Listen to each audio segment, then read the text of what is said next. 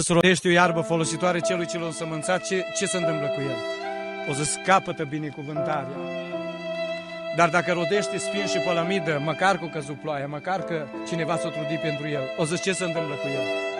Sfârșește prin a-i să pune foc. Vreau să spun astăzi convins, atâția oameni care astăzi vorbesc în limbi vor ajunge în iad, pentru că nu înțeleg că trebuie lucrarea de sfințire a Duhului să se producă în viața lor. Nu înțeleg că pe Dumnezeu îl interesează nu să aibă un popor mare, așa care aplaudă ca la fotbal și să zică mare-i Dumnezeu. Pe Dumnezeu îl interesează să aibă oameni pe pământ care să trăiască pocăința și să aducă roadă, să fie proslăvit Dumnezeu. Lăudat să fie numele. Că și tu ca om te interesează, dacă sămânțezi pământul, te interesează să strângi roadă. Dacă nici anul ăsta nu strângi, nici la anul, nici celălalt an, îi spui nu mă mai interesează, nu mai fac nimic, că n-are rost să cheltuiesc degeaba. Așa-i și Dumnezeu. O cheltuit tot ce a avut pentru noi. Că ne-au vrut nu niște oameni așa cu capul mare, cu multe versete din Scriptură care nu mai știm să le învârtim și să le sucim numai adevăr să nu iasă. Ne-au vrut niște oameni care să ne bată inima pentru împărăția Lui. Ne-au vrut niște oameni care să avem aceeași direcție cu El. Ne-au vrut niște oameni care în noi să se vadă lucrarea de sfințire a Duhului. Ne-au vrut niște oameni care la capăt de cale să se vadă că am adus roadă. Și roada noastră să rămână pentru viața veșnică și Domnul să ne ajute la aceasta. Vreau să spun în ziua asta, dacă vorbesc, privirea mea îndreptată spre Dumnezeu. Sunt atâția oameni care te pun în cântar și unul zice așa și unul așa. Am nădejde așa în privirea îndreptată spre Dumnezeu, că lucrarea asta bună pe care Dumnezeu a început-o în noi o va sfârși. Dacă și noi ne vom face partea cu toată responsabilitatea, Dumnezeu ne va ajuta, Dumnezeu are putere, dacă ești sincer, să te scoată din foc, să te scoată din apă, să te scoată din ghearele leilor. Are putere că-i Dumnezeu, dar să fii sincer. Și acum sunt convins că fiecare om al lui Dumnezeu care trebuie să ajungă în cer trebuie să treacă pe la foc. Dumnezeu în sfințenia Lui nu duce oamenii în rai așa cu grămada, cum cred unii. Dumnezeu are pretenția să te probeze El la proba Lui și dacă ai rămas în picioare să te ducă în cer. Lăudat să fie Dumnezeu. Apostolul Pavel ne spune pe de o parte, o zis eu ca un meșter înțelept am pus temelia, spune în epistola, și o zis un altul zidește deasupra, fiecare să ia seama ce zidește. O zis lucrarea fiecăruia, o zis Pavel, nu să spuneți, noi am umblat cu Pavel, Doamne, pe noi trece-ne așa mai ușor la examen, că noi am umblat cu Pavel. Nu o zis Pavel, nu vă pot garanta nimic în urma mea și eu trebuie să trec pe acolo. O zis, focul va dovedi lucrarea fiecăruia în ziua aceea, nu? Suntem noi conștienți de asta? E clar? Botezul cu foc, ne spune Biblia despre botezul cu foc și sunt convins că orice om al lui Dumnezeu care trebuie să ajungă în cer trebuie să treacă și prin etapa asta. Acum se pune problema că nu știm exact ce înseamnă asta, cum se manifestă asta. Botezul în apă știm cum e, botezul cu Duhul Sfânt știm cum e, dar ce-o fi însemnând botezul cu foc și când are loc în viața omului? Am întâlnit frați care spun, zice, botezul cu foc vine la prigoană. Acum am o întrebare la care n-am răspuns. Dacă sunt oameni care nu prind prigoana în viață, o să spună unii, bine, suntem prigoniți, adică așa mai ușor, că ne urăsc frații, că spunem adevărul, că ne ridicăm împotriva stărilor de nelegiuire și spunem nu-i așa, ar trebui așa, că Dumnezeu vorbește în Biblie așa, nu? Avem, îi prigoană tot timpul, dar adică o prigoană care să seamene cu un botez cu foc. Ce înseamnă botez? Adică să te scufunzi în foc, numai așa să te arzi la deget. Botezul asta înseamnă. Să intri cu totul în botez, nu? În apă la fel, nu stoarnă o cană de apă în cap și zici te-ai botezat.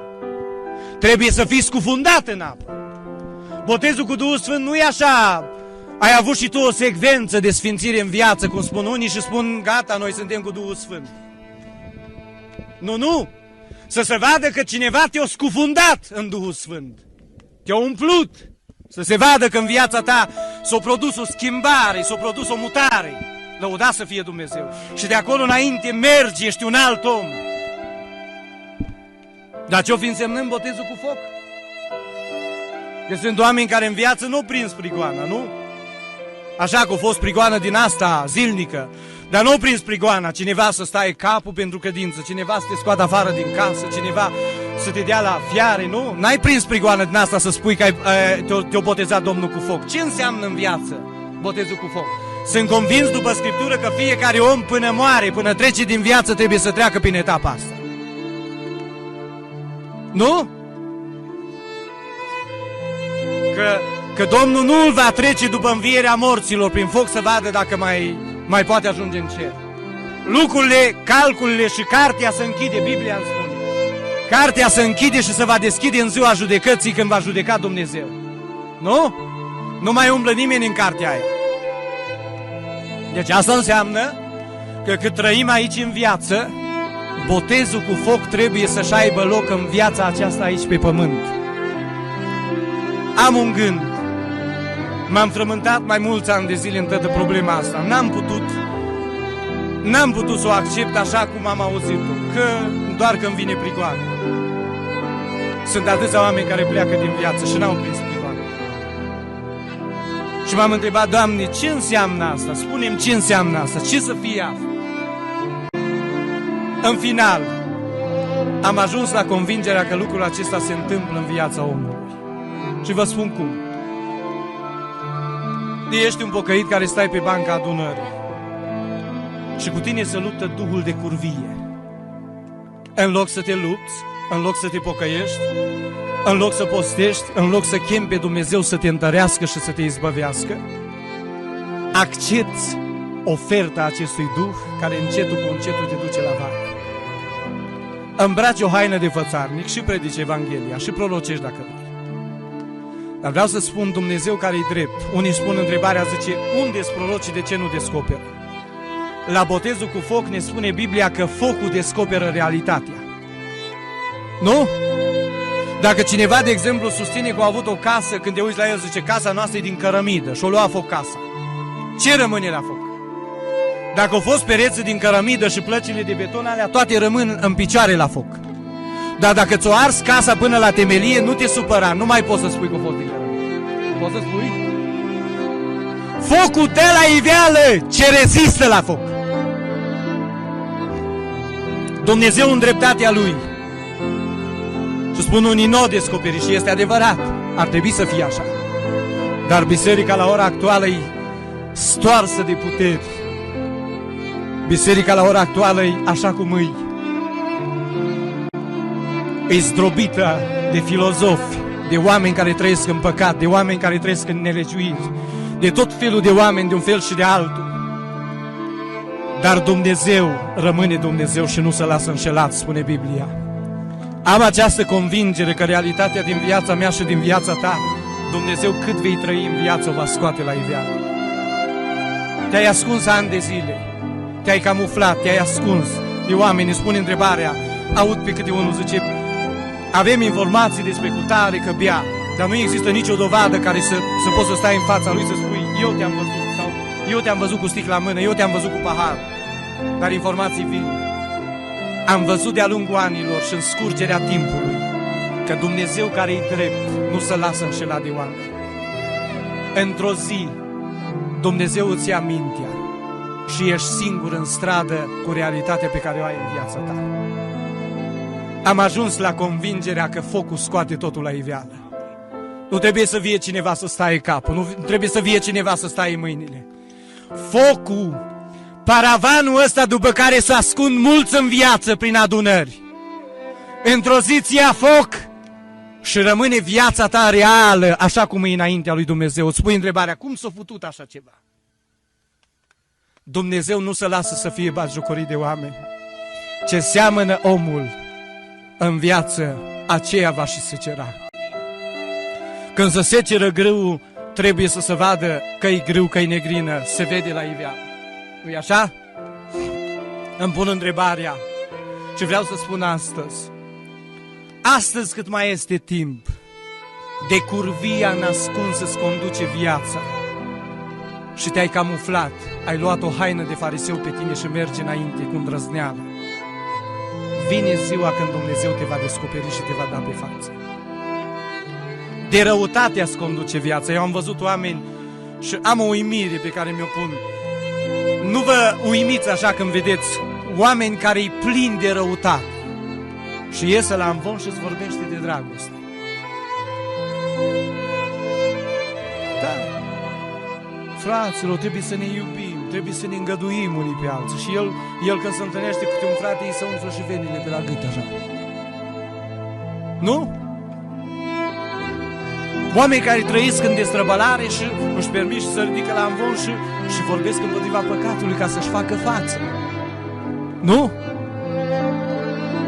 Oameni care spun că au văzut minuni și vindecări și acasă stau la televizor cu plasmă jumate de perete și spun că au văzut minuni și vindecări. Nu? Dar am nădejde că există un Dumnezeu care te cunoaște și noaptea când dormi, care te cunoaște și ziua când mergi pe stradă și ce-ți gândește capul. Există un Dumnezeu care ne-a cunoscut înainte de a apărea noi pe pământ. David a zis în Psalm 139, o zis, aș vrea să mă ascund, dar n-am unde. La capătul pământului de mă duc, ești acolo, în locuința morților ești acolo, în cer dacă mă urc, ești acolo. De zic întunericul să mă acopere să nu știe nimeni. O zis, pentru tine întunericul ca lumina, ca ziua în amiaza mare. O zis, când nu eram decât un plot fără chip, ochii tăi mă vedeau și în cartea ta erau scrise toate zilele vieții mele înainte de a fi fost vreuna din ele. Să încerci să-i convingi pe frați că ești pocăit, când nu ești pocăit, o poți face, poate.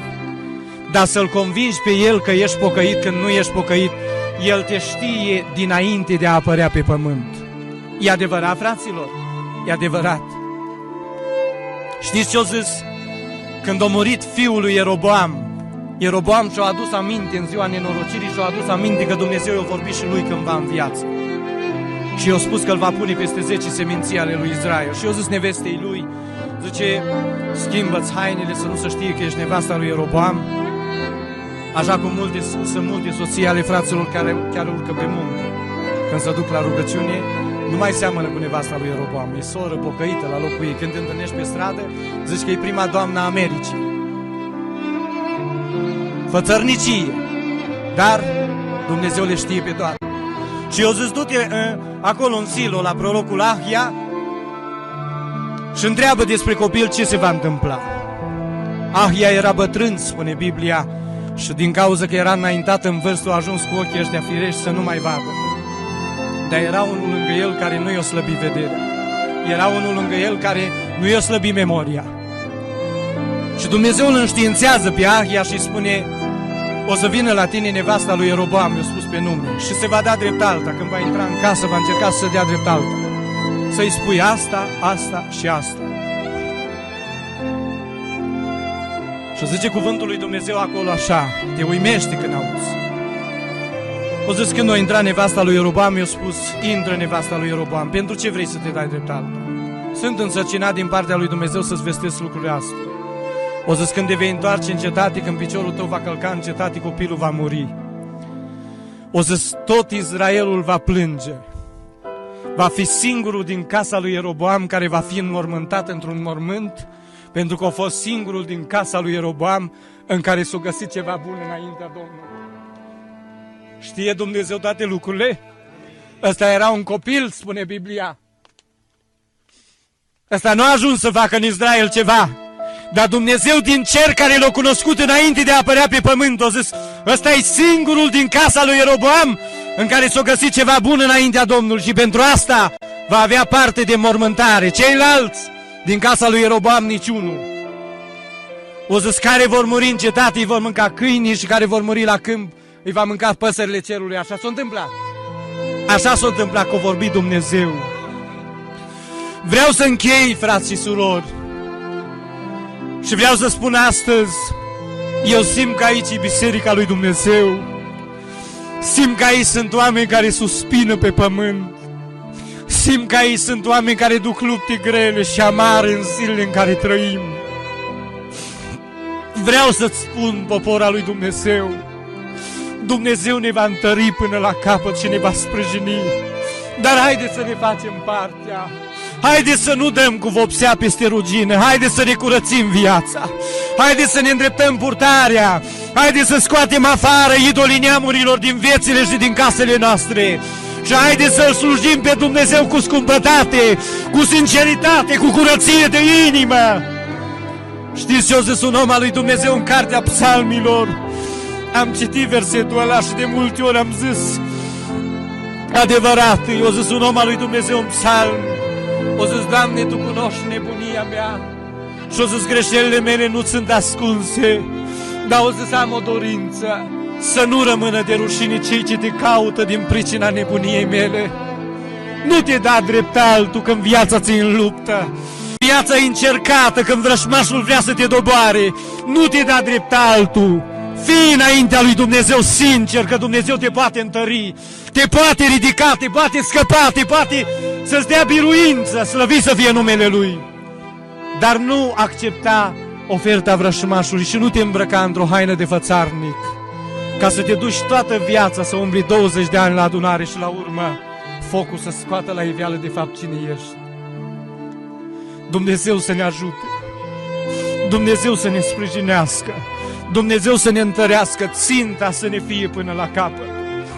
Să ai privirea îndreptată spre țintă, să ai privirea îndreptată spre Dumnezeu.